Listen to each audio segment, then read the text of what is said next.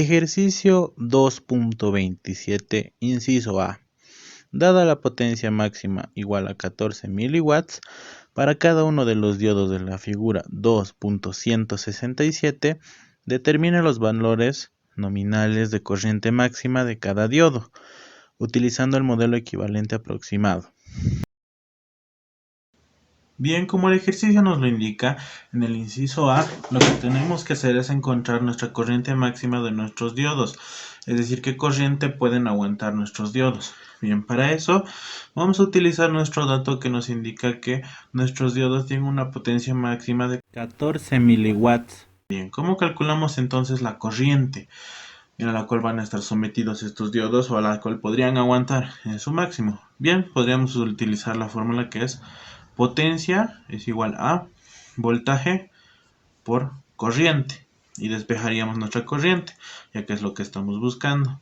Es decir, nuestra corriente máxima de nuestros diodos que podrían aguantar tendría un valor de, nuestro voltaje pasaría a dividir, entonces los 14 milivoltios, miliwatts, se mantienen arriba y la parte de abajo viene a dividir el voltaje que van a caer en nuestros diodos en su valor máximo. Como sabemos, al ser un diodo de silicio, su voltaje máximo es de 0.7 voltios. Es decir, eso es lo que nos pide para que pueda haber flujo de corriente. Bien, esto nos va a dar un valor de 0.02 amperios, lo cual nos daría lo mismo que decir 20 miliamperios. Es moviendo la coma a 3 puntos, ¿no? 1, 2, 3. El 0 que vendría acá, se lo pasa y sería unos 20 miliamperios.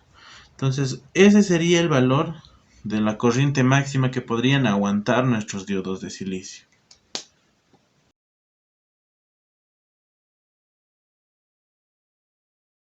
Inciso B. Determine corriente máxima para un voltaje de entrada máximo igual a 160 voltios. Bien, para el inciso B lo que nos pide en nuestro ejercicio es calcular nuestra corriente máxima, es decir, nuestra corriente que está fluyendo en nuestro circuito con los 160 voltios en la onda senoidal. Bien, ¿cómo encontraríamos esta corriente, la corriente máxima, su tope? Bien, tendríamos ya el valor de 160 voltios, que como se puede ver en la imagen, tenemos una fuente así senoidal, en el cual su valor más alto es 160 voltios. El valor más bajo es menos 160 voltios. Bien, el que nos interesa en este momento es el voltaje más alto, que son el positivo, ya que tenemos un rectificador de media onda con doble diodo. Bien, entonces, ¿cómo pasaríamos a hacer esto? Nuestra corriente máxima tendría el valor de los 160 voltios menos los 0.7 que nos consumen estos diodos.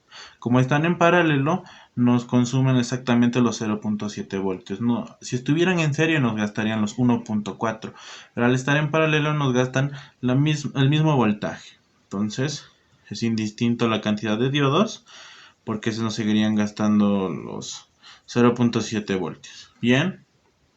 Ahora, ¿qué vendría aquí en la parte de abajo, que sería nuestra resistencia? Podemos observar que tenemos dos resistencias en paralelo. Bien, ¿cuál es la suma de estas dos resistencias? Es 1 sobre 4.7 kiloohmios más 1 sobre 56 kiloohmios. Bien, esa sería nuestra fórmula en la cual vamos a trabajar, la cual es una simple ley de Ohm. Corriente es igual a voltaje sobre nuestra resistencia. Bien, entonces, ¿qué valor nos daría esta fórmula? Llevándolo a la calculadora nos daría una corriente máxima de unos 36.73 miliamperios. Bien, entonces ya tenemos el valor de nuestra corriente, la corriente que está fluyendo por nuestro circuito en este momento.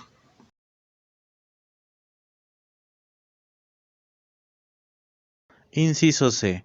Determine la corriente a través de cada diodo en voltaje de entrada máximo utilizando los resultados de la parte B.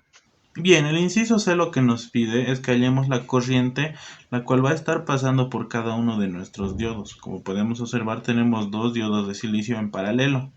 ¿Eso qué quiere decir? Que nuestra corriente se divide en dos, pero al final de su conexión se vuelve a unir en nuestra corriente máxima.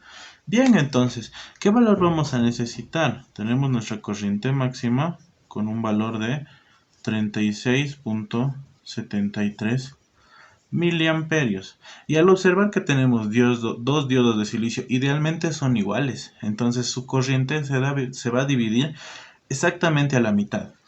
Bien, entonces podríamos decir que la corriente de cada diodo, o de un diodo, es la misma que del otro diodo. Entonces, por ende, son iguales. Sería igual a los 36.73 miliamperios, en la cual han sido divididas y luego han sido unidas, es decir, entonces tendríamos la mitad. Bien, ¿qué corriente entonces pasaría por cada diodo de nuestro circuito? Sería un valor de 18.365 miliamperios.